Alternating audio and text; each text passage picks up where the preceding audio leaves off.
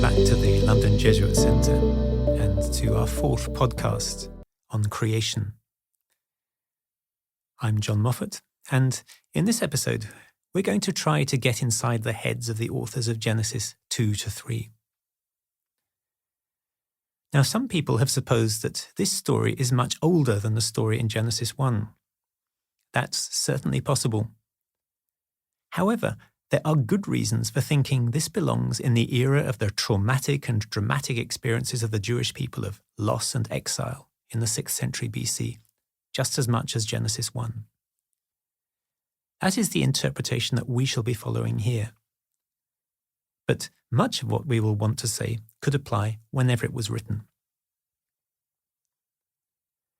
One of the reasons for thinking that these stories are from the era of exile in Babylon is that the image of the Lord moulding the human out of clay appears as a subplot in the Babylonian adaptation of the Epic of Gilgamesh. There, the god Ea moulds a human called Enkidu out of clay to challenge and eventually become the companion of the hero Gilgamesh. A woman comes into the story as well, though not made from the side of the human, to help tame Enkidu, who is running wild. This is a long way from the subtle narrative of relationships divine and human that we find in Genesis 2 and 3. But there are many parallels for picking up an ancient myth and taking it in a very different direction. We've already seen one example in Genesis 1. Our own Shakespeare takes the violent, blood-soaked Norse revenge drama of Ambleth and turns it into the sophisticated, courtly psychodrama that we know as Hamlet. Perhaps an even closer parallel is with the Greek playwright Aeschylus, who put on performances for a still new and fragile Athenian democracy 80 years after Cyrus became emperor.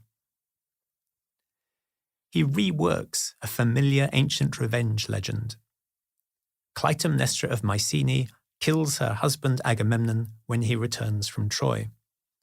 Orestes, their son, kills his mother in turn and is pursued by the Furies, the goddesses of blood vengeance. Aeschylus's big surprise is that the cycle of violence ends in a courtroom drama, set in Athens itself, before the Athenian equivalent of the House of Lords. In a vote of the court, presided over by the city goddess Athene, the Furies lose, to their fury, and Orestes is acquitted. We suddenly realize that Aeschylus's drama has turned into a parable for the problems of contemporary politics. The cycles of violence where democrats are set against aristocrats is to be brought to an end by the power of reason and law. The furies of never-ending vengeance are finally appeased, and the court of the aristocrats accepts its subordinate but vital role in the new democracy as a check on endless blood feuds. It may be that we can see something similar in our Genesis story of Adam, Eve, and the expulsion from paradise. The authors take an ancient myth and radically rework it to reveal something vital about their contemporary human, political, and religious condition. Let's look more closely. The first thing we can note is that now God has God's more personal Hebrew name, YHWH, used by the prophets. That name later became so sacred that readers had to substitute the Lord or the name rather than speak it aloud.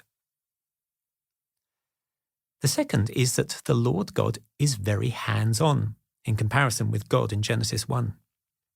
The Lord God moulds the human being out of clay and breathes God's breath into it. We are reminded of the close sense of an intimate personal relationship with God in Jeremiah, one of the prophets of exile. Before I formed you in the womb, I knew you. Then there is Isaiah. Does the clay say to the one who fashions it, "What are you making?" Such poetic language expresses a real sense of closeness between God and the religious human being.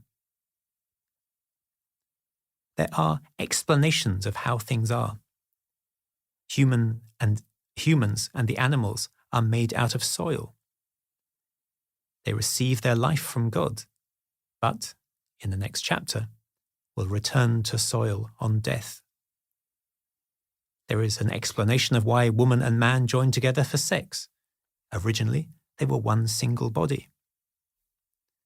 The Adam, the human, gladly recognizes the woman as its own kind, a being just like itself, made for its companionship by the kindness of the Lord God.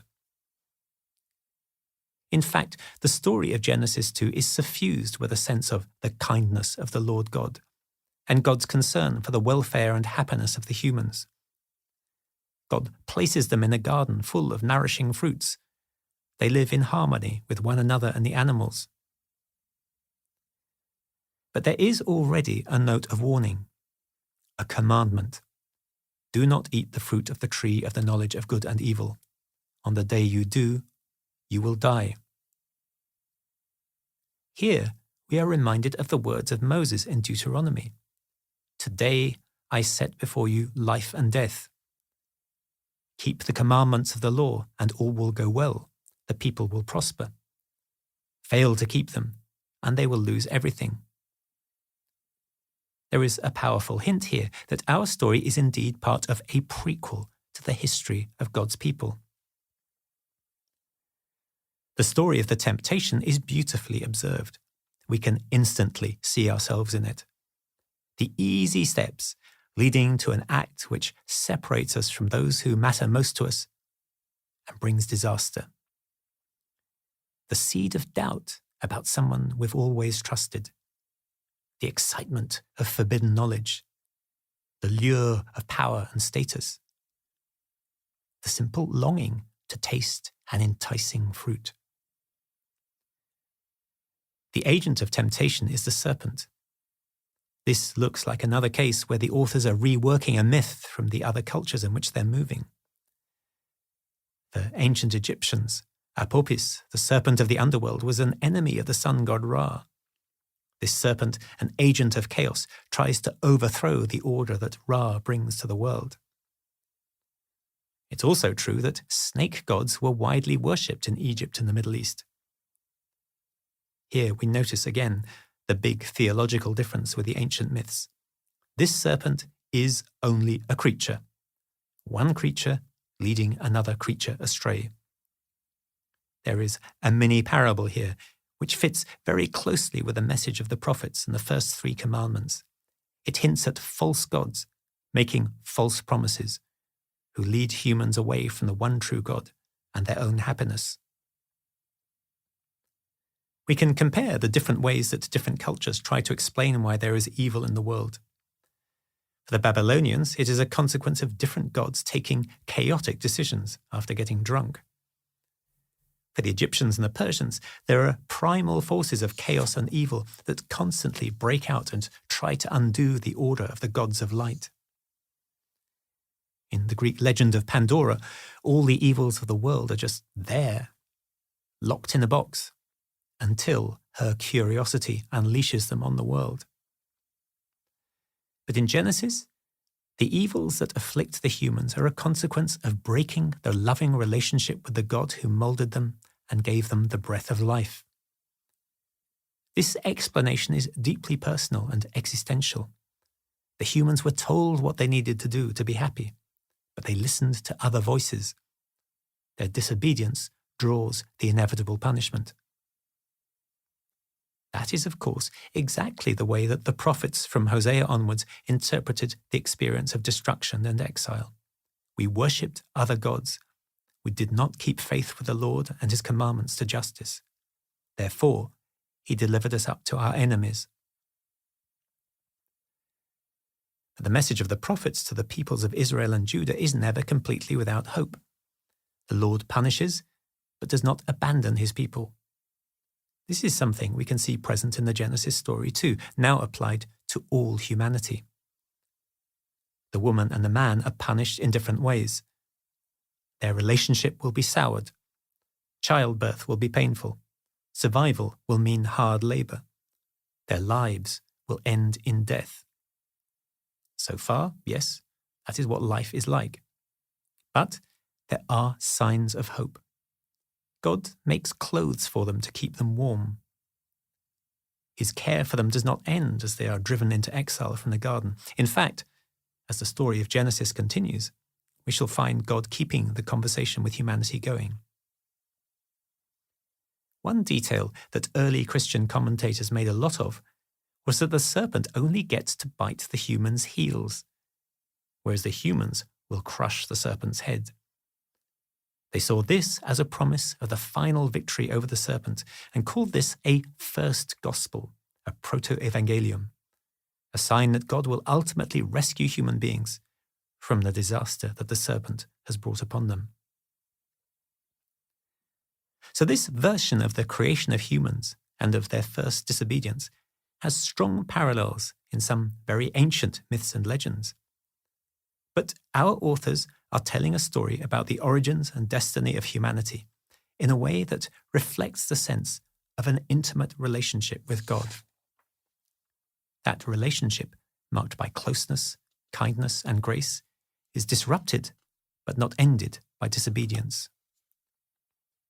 It carries strong echoes of language found in the prophetic writings of Hosea, Isaiah, and Jeremiah, and the Psalms.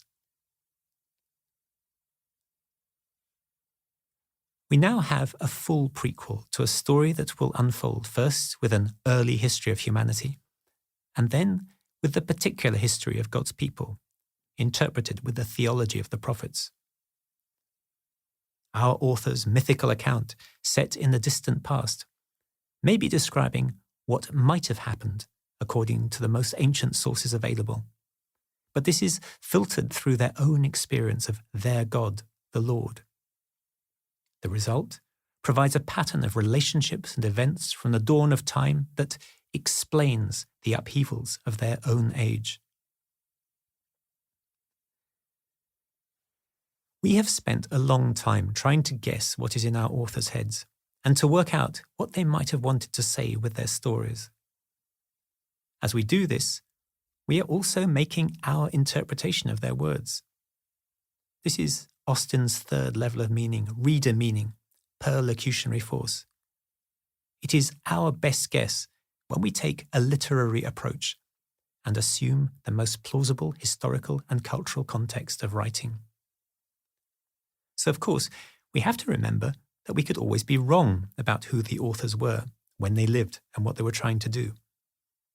But notice this: whether our best guess is close to the mark or far off, we have come up with some very plausible and helpful ways of thinking about those texts. And we can use these as a springboard for our own further reflection on creation. This is where our theology of creation begins, and where we can become theologians, trying to find our answers to the mystery of the relationships between God, the universe, and ourselves. In the next episodes, we'll start to explore the different ways later readers have interpreted these stories, and the way that the Roman Catholic tradition uses them as a springboard for its own theories of creation. We'll go on to look at how these different understandings of creation feed into theological ideas central to Christianity, and into our own urgent concern for a theology that takes the ecological crisis of our planet seriously. So thanks for listening, and see you next episode.